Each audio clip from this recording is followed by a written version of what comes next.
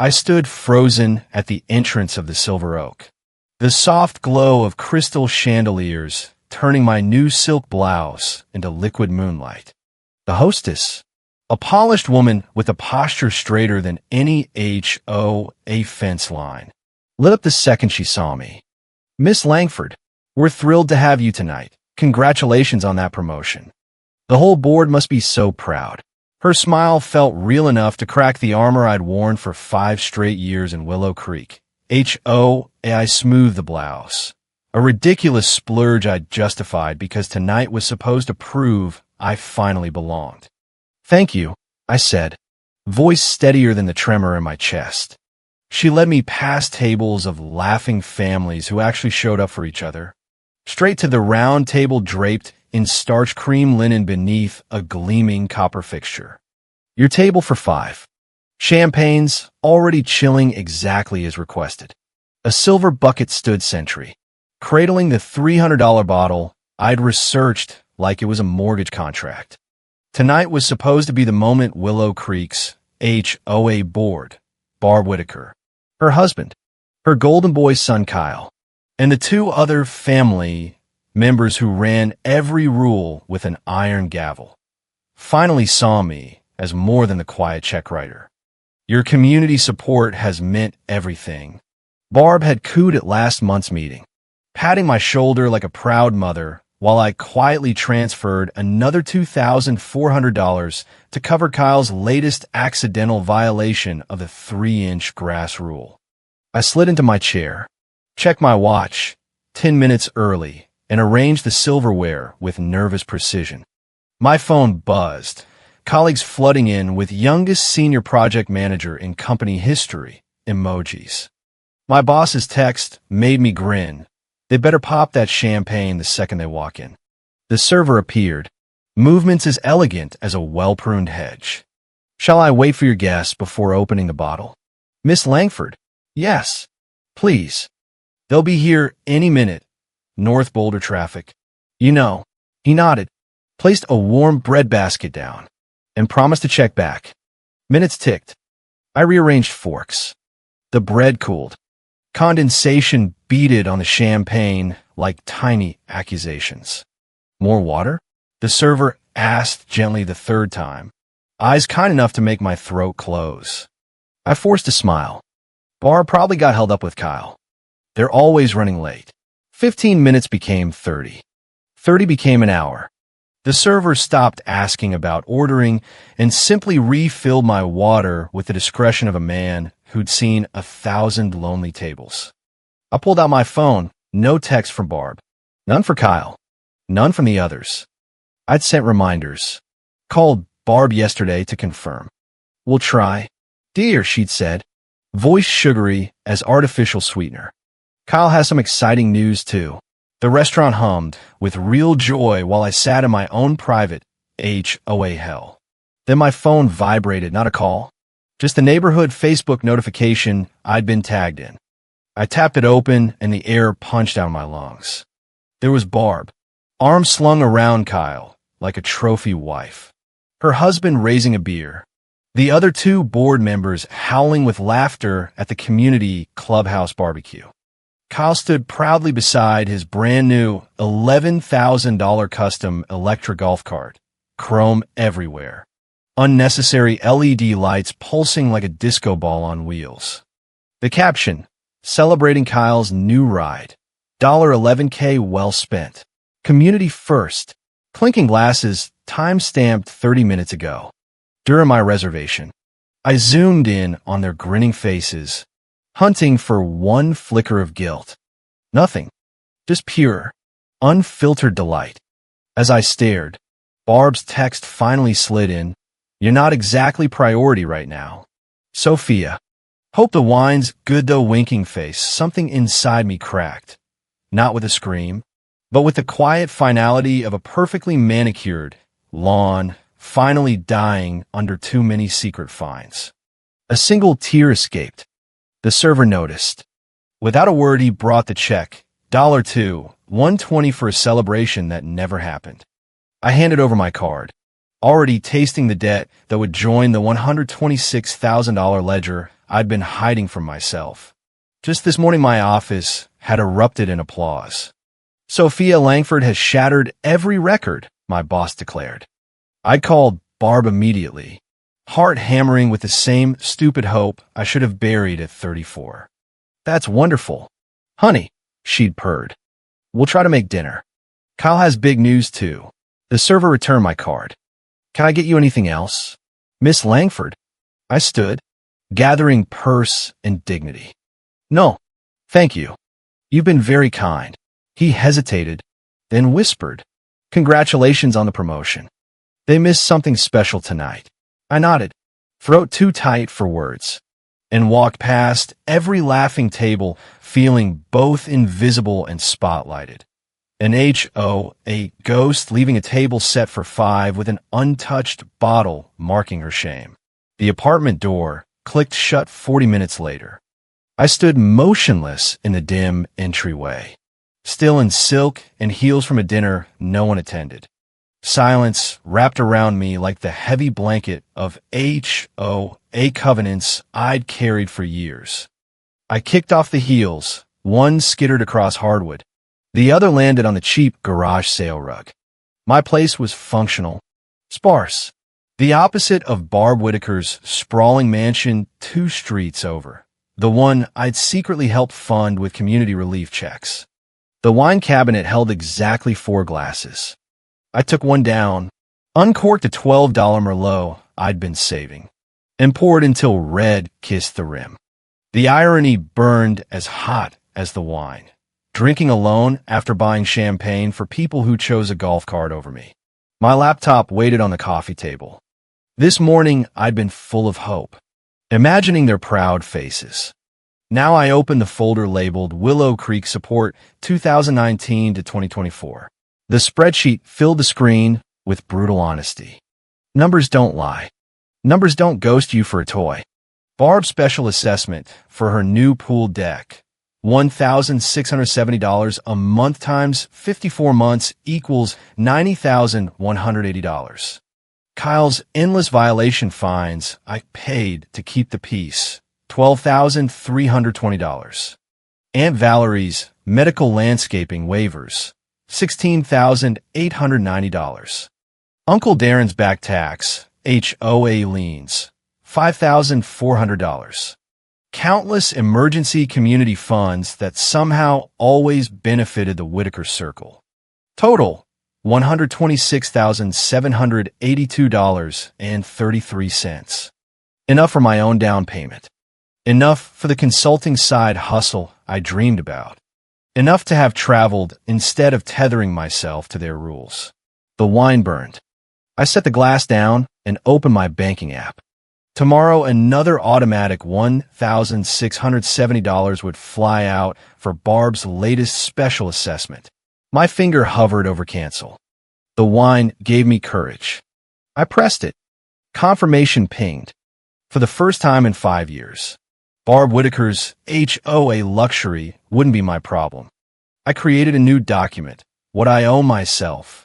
Birthday call on my 34th, none received. Hospital visit after my appendicitis, none made.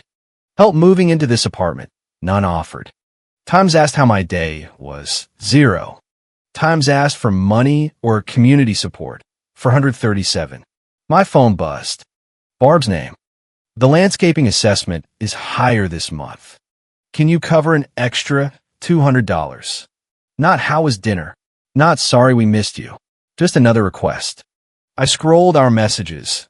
Every single one from her started with community praise and ended with a dollar amount.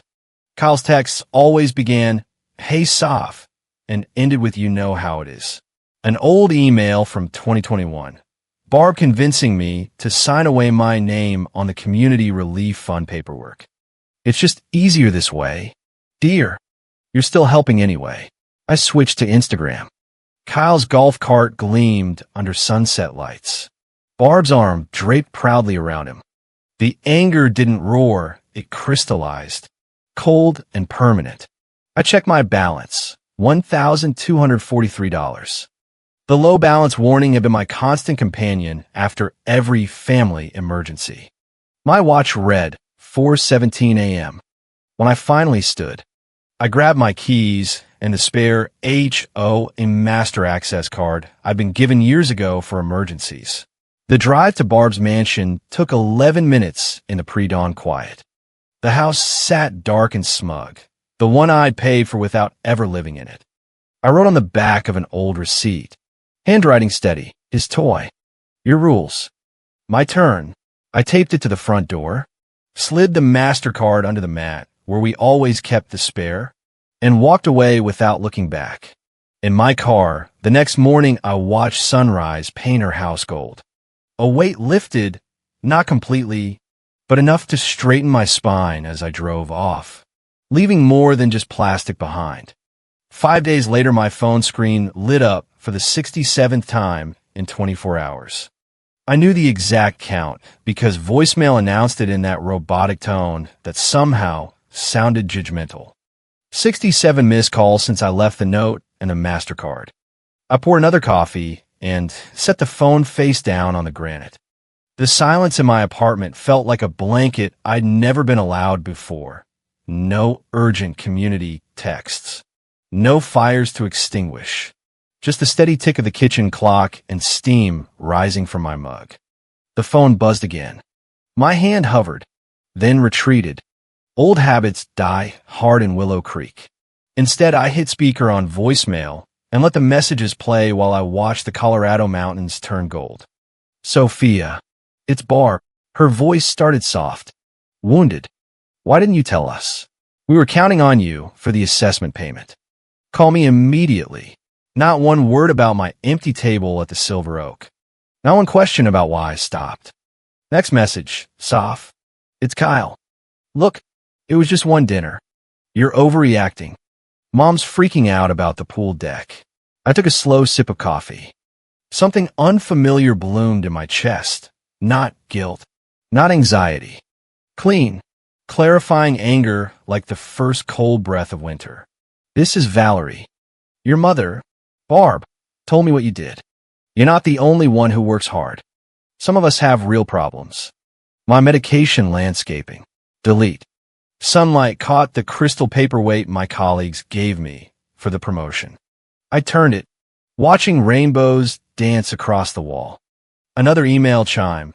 Valerie will lose her waivers. Single line. Is this what you want? As I closed it, Facebook lit up.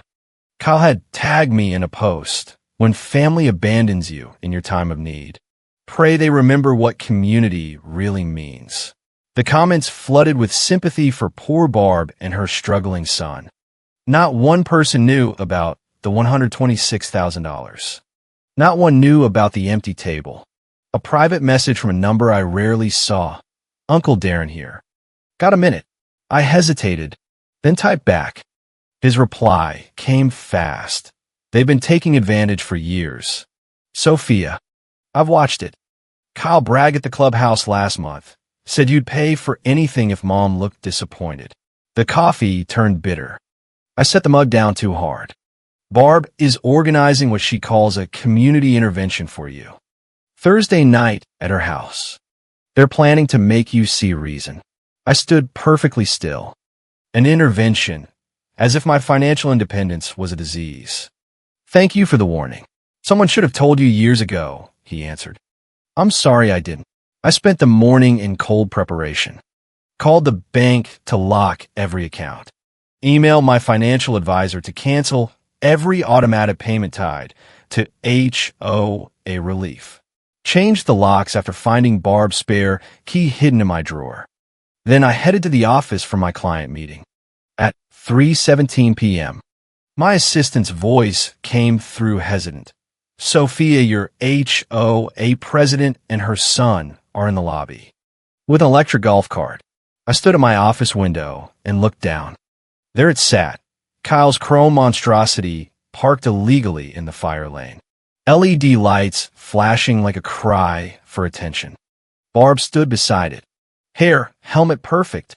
Sunglasses perched like a crown. Kyle leaned against the cart, casual as ever. They say it's a peace offering, my assistant continued. Should I send them up? Through the glass, I watched Barb check her reflection in the mirrored building. Kyle scrolled his phone, bored. A peace offering that conveniently forced me to react in front of colleagues. They're asking if you're coming down. Several coworkers had paused at the lobby windows, watching the spectacle. The golf cart gleamed, $11,000 monument to everything wrong with Willow Creek. Tell them I'm in a meeting, I said, voice steady. And Jordan, if they come back. I'm still in that meeting. The relief in her voice was audible. I worked until sunset, computer glow replacing daylight. By the time I packed up, the cart and its bearers were gone. My phone showed 23 new messages, each more desperate. I deleted them all without listening. Walking to my car in the empty garage, each step echoed lighter. For the first time in years, I was walking away from an HOA crisis instead of toward it. The mountains stood solid against the darkening sky as I drove home. Tomorrow the bank would call Barb about the missed assessment. Tomorrow she'd realize I wasn't coming to fix it. Tomorrow I'd keep breathing this new oxygen called freedom. The assessment statement sat unopened on my kitchen counter for 3 days. I never let a bill sit that long before.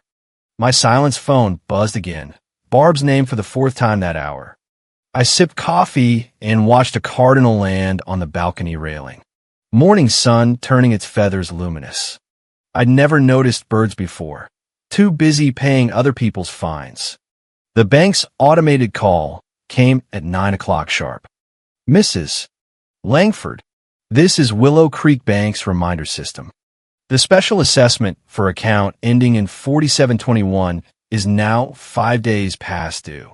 I deleted it without guilt. The assessment wasn't in my name. Yet I'd paid it faithfully for 54 months. Barb had insisted on the paperwork. It's just easier this way. Dear, you're still helping anyway. Another text. Sophia. The bank called about the assessment. They said it's late. Then immediately, can you handle it? Kyle's really stressed right now. The cardinal flew off. I opened my laptop instead, navigating to the budget spreadsheet. The column labeled HOA support had vanished, replaced by future home fund. Same numbers. New destination. A knock at the door made me flinch. Sophia, I know you're in there. Kyle's voice, thin with desperation. Mom said you're not answering her calls. I stood at the door, hand hovering over the knob, but not turning it. I lost my job yesterday, he continued. The foreman said I missed too many shifts, but you know how it is. And now the golf cart payment. I can't help you anymore. Kyle, my voice sounded steadier than I felt. What? Just open the door. We need to talk about this. No, we don't. I leaned against the wall, eyes closed. You skipped my celebration dinner to buy a toy you couldn't afford. Now you want me to rescue you from the consequences. Silence stretched, broken only by his breathing. That's not fair, he muttered. That dinner was just one night. This is serious. It was serious to me. The words came sharper than intended. But that doesn't matter to any of you, does it? I've been handling everything so long you've forgotten I'm a person too. Come on, Sophia. You're blowing this out of proportion. His tone shifted to the wheedling charm that always worked before. Can you at least co-sign for a small loan? Just until I find something else. The familiar weight settled on my shoulders, his problems becoming mine. For a split second, I almost gave in. Then my gaze caught the framed promotion certificate on the wall. Youngest senior project manager in company history. An accomplishment I'd celebrated alone. No, I said. What? I said no. Kyle. Not anymore. His fist hit the door hard enough to rattle the frame. You selfish. After everything we've done for you? I laughed, the sound brittle but freeing. What exactly have any of you done except take? Community helps community? He shouted. That's how it works. Is it? Because from where I stand, it looks like I help and you take. That's not community. That's exploitation. Footsteps thundered down the hallway as he stomped away. I slid down the wall until I sat on the floor, heart hammering. My phone rang again, Barb. This time I answered. "Where's my assessment payment?" she demanded, skipping any greeting. "Where were you when I sat alone at the Silver Oak?" Her voice turned syrupy. "Honey, we've been over this." Kyle needed our support with his new ride. You know how he gets when he feels left out. And how do you think I felt? Barb, watching the champagne go flat while you celebrated his impulse buy. "You're being dramatic. It was just dinner." "It wasn't just dinner." I stood, anger coursing like electricity. "It was the final proof that I don't matter unless I'm writing a check." "That's not true. We love you. You're just more capable than Kyle.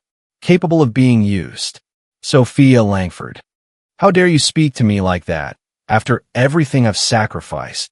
"What exactly have you sacrificed?" "Barb, because for what I can see, I've been paying your assessments, covering Kyle's violations, and funding Valerie's waivers for years." Silence stretched tight as a freshly painted curb. "Is this really the end?" she asked, voice suddenly small. I looked at my reflection in the window, shoulders back, chin raised, eyes clear for the first time in years. It's the end of me pretending this was community. I ended the call and blocked the number. My hands didn't shake as I poured fresh coffee. Outside, the cardinal had returned with its mate.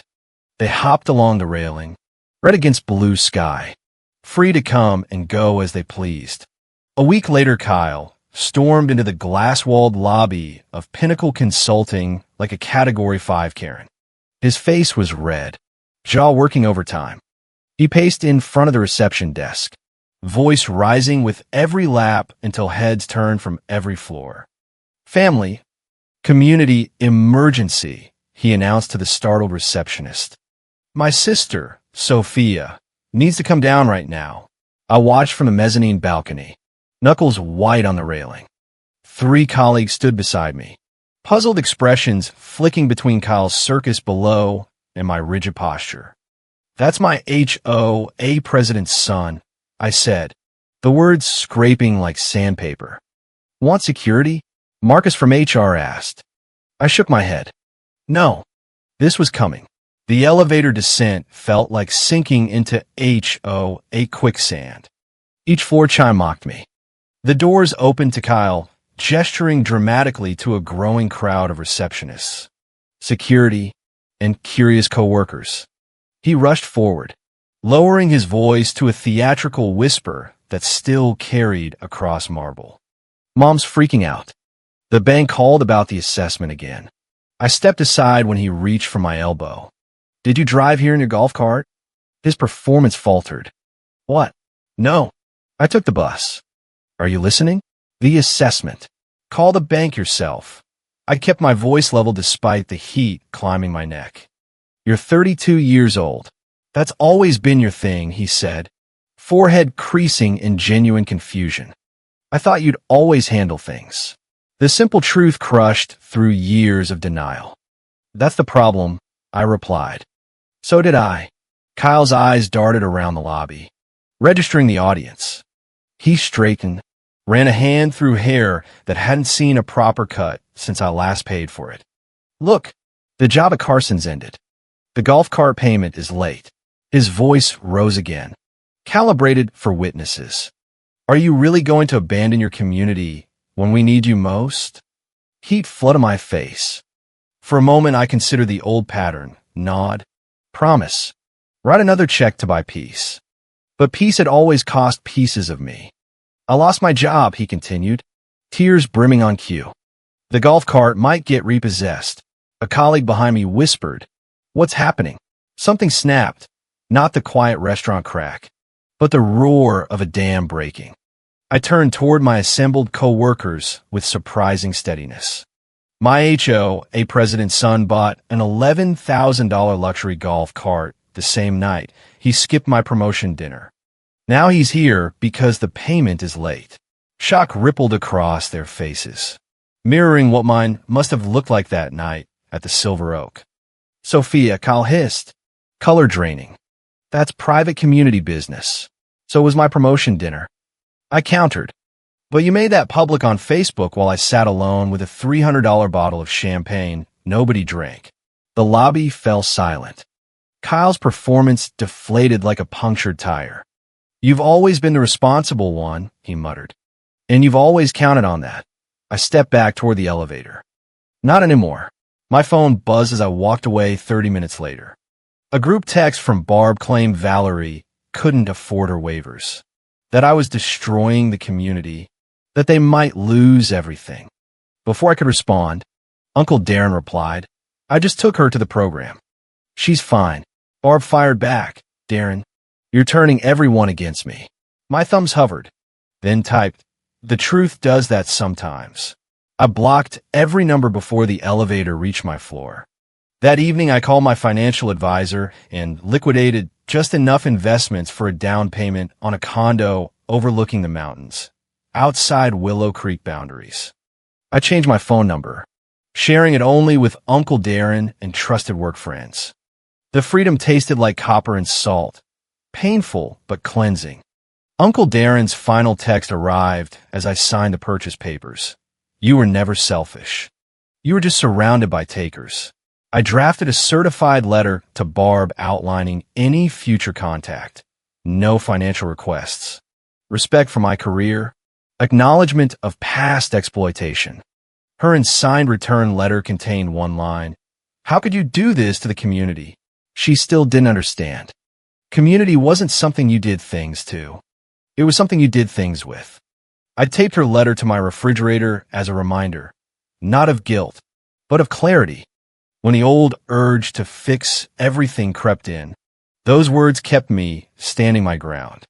The real weight hadn't been the money. It had been carrying people who never intended to walk on their own. 6 months passed like water through cupped hands. I stood on my new condo balcony, April sunlight turning boulder into a painting. The mountains rose like patient guardians, unchanged while everything else had shifted. Inside, my space breathed with me instead of against me. Potted herbs lined the kitchen windowsill, mint, rosemary, living proof of consistency I finally owned. A wall of windows invited light across hardwood floors I chose myself. No assessments except my own. The framed photo on the mantel caught morning light, my colleagues surrounding me. Champagne glasses raised in genuine celebration. 6 months after the empty table at the Silver Oak. They'd insisted on a proper recognition dinner. This time I wasn't alone. My phone rang, "Uncle Darren." "The sign went up yesterday," he said without preamble. Barb finally listed the mansion. I absorbed it without the old stab of guilt. "How's she taking it?" "About as well as you'd expect." His voice carried the weight of watching the aftermath. Kyle moved back in after they repossessed that ridiculous golf cart. Valerie found a real assistance program through her doctor. And Barb's telling everyone her daughter abandoned the community. He paused. "Nobody's buying it anymore." The words settled without crushing me. "Progress. You still coming Sunday?" I asked, changing the subject. "Wouldn't miss it." Lisa's bringing her famous potato salad. We chatted about ordinary things, her garden, my weekend plans, a book we both loved.